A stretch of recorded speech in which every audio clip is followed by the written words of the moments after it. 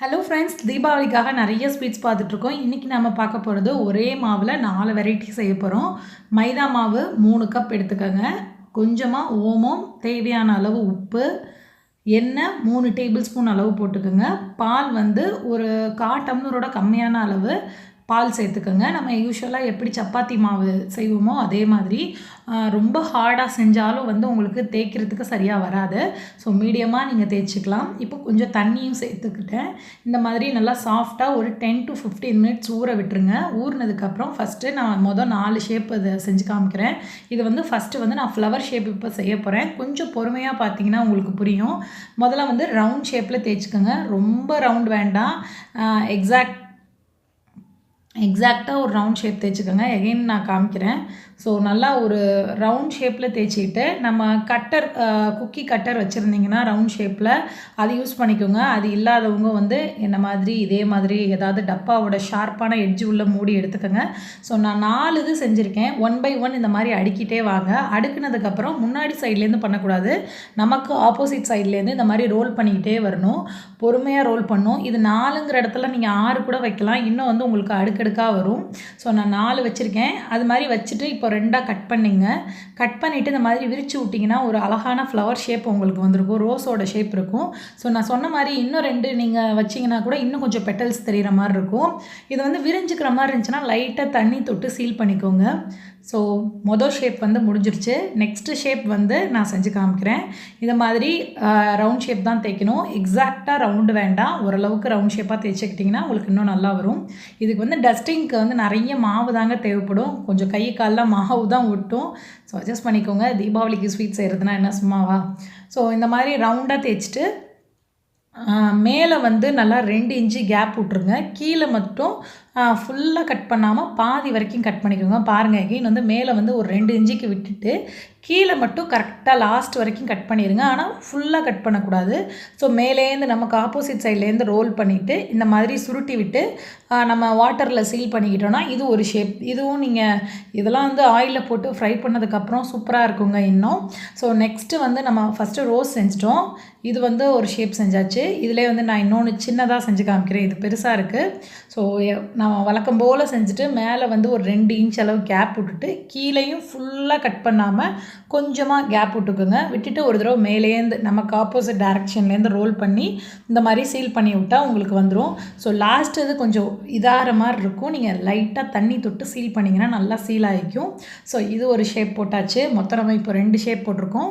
So இது வந்து கொஞ்சம் டஃப்பாக இருக்க மாதிரி இருக்கும். இது வந்து 3rd ஷேப். மாவு அப்பப்போ மூடி வச்சுக்கோங்க, இல்லைனா வந்து ரொம்ப ட்ரை ஆயிரும். இது மாதிரி நல்லா பெருசாக தேய்ச்சிக்கோங்க. தேய்ச்சிட்டு நம்ம இதை வந்து ரெக்டாங்கிள் ஷேப் இல்லைனா ஸ்கொயர் ஷேப்புக்கு கட் பண்ணிக்கணும். கட் பண்ணிவிட்டு தேவையில்லாத மாவு இந்த கட் பண்ண அந்த எட்ஜஸில் உள்ள மாவெல்லாம் ஃபஸ்ட்டு ரிமூவ் பண்ணிடுங்க. நிறைய நீங்கள் எந்த அளவுக்கு கொஞ்சம் மாவு போட்டு தேய்க்கிறீங்களோ அவ்வளோக்கு உங்களுக்கு இது மாதிரி எடுக்கிறது நல்லா ஈஸியாகவே வரும். ஸோ எனக்கு கூட கொஞ்சம் கஷ்டமாக இருக்குது. இன்னும் நம்ம மாவு பத்தலை போல். இந்த மாதிரி எட்ஜஸ் எல்லாம் கட் பண்ணிவிட்டு இதை என்ன பண்ண போகிறோன்னா மேலே 1 இன்ச் கீழே 1 இன்ச் விட்டுட்டு அப்படியே நம்ம நடுவில் வந்து இது மாதிரி கோடு போட்டுகிட்டே வரணும். கட் பண்ணணும். மேலேயும் கீழேயும் கட் ஆச்சுன்னா இந்த ரெசிபி கொஞ்சம் சொதப்பிடும். அதனால் இந்த ஷேப் வந்து கொஞ்சம் புரியாத மாதிரி இருக்கும். நீங்கள் ரிவைண்ட் பண்ணி பார்த்தீங்கன்னா நல்லாவே புரியும். மேலேருந்து இந்த மாதிரி ஒரு ஸ்ட்ரைட் லைனாக போட்டுக்கிட்டே வரணும். மேலே 1 இன்ச் கீழே 1 இன்ச் விட்டுக்கோங்க கரெக்டாக. ஸோ இது போடுறதும் ஒரு half இன்ச் கேப் விட்டு போடுங்க. இது மாதிரி போட்டதுக்கப்புறம் நம்ம என்ன பண்ணணும்னா ஃபுல்லாக ஒரு ஃபோல்டு பண்ண போகிறோம். ஸோ 2ஆக ஃபஸ்ட்டு பாதியாக மடிக்க போகிறோம். இது மாதிரி உங்களுக்கு நல்லா ஃப்ரீயாக எடுக்க வரணும். அப்போ தான் வந்து இது நல்லா வரி வரியாக வரும் சாப்பிட்றதுக்கு. இப்போ நம்ம 2ஆக மடித்தாச்சு. இதை எகெயின் மடிச்சுட்டு லைட்டாக அங்கே தண்ணி வச்சு விட்ருங்க. ஏன்னா ஆயிலில் போடையில் வெளியில் வந்துடும். ஸோ இன்னொரு வாட்டி மடித்து விட்டாச்சு. இந்த மாதிரி மடித்து விட்டதுக்கப்புறம் இப்படி 2ஆக பிரிச்சுக்கோங்க. பிரிச்சுட்டு ஒரு தடவை வந்து இதை ரோல் பண்ணிவிட்டு உள்ளே ஒரு தடவை விடணும். நம்ம மடிச்சிருக்கோம் இல்லையா, அதை ஒரு தடவை விட்டு ட்விஸ்ட் பண்ணி விட்டோம்னா இது ஒரு ஷேப்பாக இருக்கும். இது ஆயிலில் போடையில் விரிஞ்சிக்கிட்டு நல்லா பெருசாக இருக்கும். ஸோ சாப்பிட்றதுக்கு உங்களுக்கு நல்லாயிருக்கும். இதை நீங்கள் 2 தடவை கூட ட்விஸ்ட் பண்ணிக்கலாம். இன்னொரு வாட்டி இந்த சைடு இருக்கதையும் ட்விஸ்ட் பண்ணிக்கலாம். பட் நான் இதில் ஒரு சைடு மட்டும் ட்விஸ்ட் பண்ணி காமிக்கிறேன். அடுத்தது வேணால் நான் 2 சைடுமே போட்டு காமிக்கிறேன். ஸோ இது ஒரு ஷேப்பு. இன்னொன்று வந்து ஃப்ளவர் ஷேப் தான் பண்ண போகிறேன். அது வந்து ஃபஸ்ட்டு வந்து ரவுண்டாக போட்டோம். இப்போ கட் பண்ணி நம்ம போட போகிறோம். ஸோ இப்போ நம்ம 4 இதுவும் பார்த்தாச்சு. இந்த மாதிரி இருக்கிறதுல நீங்கள் குக்கி கட்டர் வச்சு ஏதாவது ஒன்று கட் பண்ணிக்கோங்க. ஃபஸ்ட்டு ரவுண்டாக பண்ணிக்கோங்க. இது வந்து ஒரு 6லேருந்து 5 ரவுண்டு வரைக்கும் கூட நீங்கள் பண்ணிக்கலாம். ஸோ இப்போ நமக்கு 4, 5 வரும்னு நினைக்கிறேன். இப்போ இந்த மாவெல்லாம் எடுத்துருங்க. தேவையில்லாத மாவெல்லாம் எடுத்துகிட்டு அந்த ரவுண்டு மட்டும் வச்சுக்கோங்க. இந்த ரவுண்டு என்ன பண்ண போகிறோன்னா 4ஆக கட் பண்ணணும். ஸோ ஒவ்வொரு ரவுண்டையும் வந்து 4ஆக கட் பண்ணுங்கள். 2ஆக கட் பண்ணிவிட்டு அதுக்கப்புறம் ஈவனாக மொத்தம் உங்களுக்கு வந்து 4 பீசஸ் வரணும் ஒவ்வொன்றுலேருந்தும். ஸோ இதுதான் நம்ம அடுத்து செய்ய போகிற ஷேப். ரொம்ப ஈஸியாக இருக்கும். இந்த ரெசிபிலாம் வந்து உங்களுக்கு என்ன சொல்கிறது, நீங்களே பண்ணுறப்ப ரொம்ப ஈஸியாக இருக்கும். இப்போ இதுவும் ஒன்று மேலே ஒன்று அடுக்கி வைக்க போகிறோம். ஸோ ஃபஸ்ட்லேருந்து ஒன்று மேலே ஒன்று அடுக்கி வைங்க. கொஞ்சம் பெருசாக இருக்கிறதெல்லாம் மேலே கூட வச்சுக்கலாம். இப்போது ஒன்று மேலே ஒன்று அடுக்கிட்டே வந்தீங்கன்னா கரெக்டாக உங்களுக்கு நீளமாக வரும் இந்த மாதிரி. ஸோ நான் அடுக்கிட்டு உங்களுக்கு காட்டுறேன்.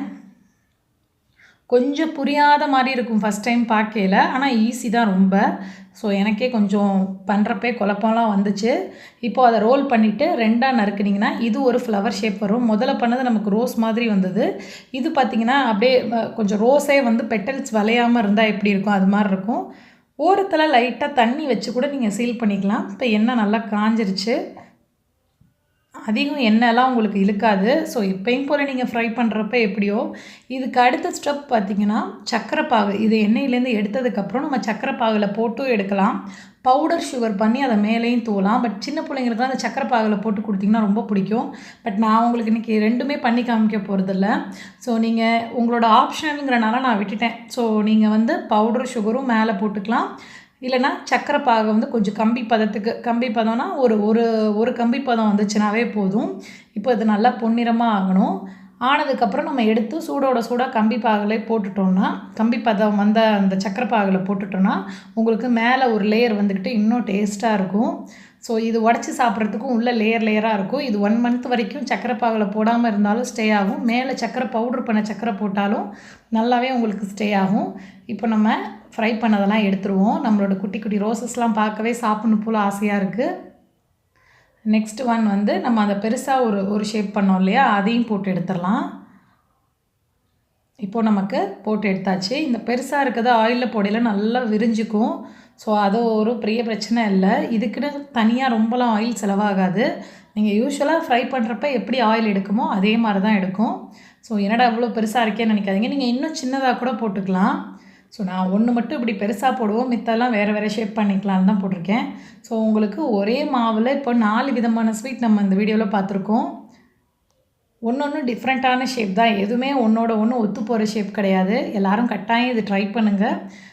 இந்த வீடியோ வந்து நீங்கள் ட்ரை பண்ணிவிட்டு எப்படி இருந்துச்சுன்னு கூட தாராளமாக நம்ம கமெண்ட் செக்ஷனில் சொல்லலாம். என்னோடய மெயிலுக்கு வந்து நீங்கள் ஒரு வேளை இந்த ரெசிபி செஞ்சு ஃபோட்டோ எடுத்திங்கன்னா என்னோடய மெயிலுக்கு சென்ட் பண்ணுங்கள். buds2bloom 024@gmail.com. கீழே தர்றேன் நான் மெயில் ஐடி. இது வந்து இன்னொன்று நான் உங்களுக்காக செஞ்சு காமிக்கிறேன். ஸோ இது கொஞ்சம் கன்ஃபியூஷன் ஆகிற மாதிரி இருக்குன்னே, அதுக்காக இது மட்டும் மேலே 1 இன்ச் கீழே 1 இன்ச் விட்டுட்டு நீளமாக கோடாக போடுங்க. ஸோ இது விடுறது ஒரு 1/2 இன்ச் கேப் அளவு, அப்படியே 1/2 இன்ச் கேப் அளவு போடணும். இன்னும் நீங்கள் அந்த பீஸா கட்டர்லாம் வச்சுருந்தீங்கன்னா கட் பண்ண ஈஸியாக இருக்கும். ஆக்சுவலாக அதெல்லாம் என்கிட்ட இல்லை. ஸோ இருக்கிறத வச்சு தான் நம்ம செஞ்சுக்கணுன்னா இந்த மாதிரி தான் 2ஆக ஃபோல்ட் பண்ணணும். ஃபோல்ட் பண்ணிவிட்டு திருப்பி இன்னொரு வாட்டி 2ஆக ஃபோல்ட் பண்ணணும். முதலே சொல்லியிருந்தேன் உங்களுக்கு நான் 2 பக்கெட்டு ட்விஸ்ட் பண்ணி காமிக்கிறேன்னு. இப்போது மேலே ட்விஸ்ட் பண்ணிவிட்டு இப்போ ஒரு தடவை இதை வெளியில் இழுத்து விட்டிங்கன்னா நல்லாயிருக்கும். இது மைதாங்கிறனால உங்களோட எப்படி வேணால் இதை நீங்கள் பண்ணாலும் உங்கள் பேச்சை நல்லாவே கேட்கும். இப்போ நமக்கு இது ரெடி ஆயிடுச்சு. ஸோ எல்லாமே நம்ம ரெடி பண்ணி எடுத்தாச்சு. இந்த ரெசிபி கட்டாயம் ட்ரை பண்ணிவிட்டு எப்படி இருந்துச்சுன்னு சொல்லுங்கள். ஃபோட்டோ எடுத்திங்கன்னா என்னோடய மெயில் ஐடிக்கு சென்ட் பண்ணுங்கள். தேங்க்யூ.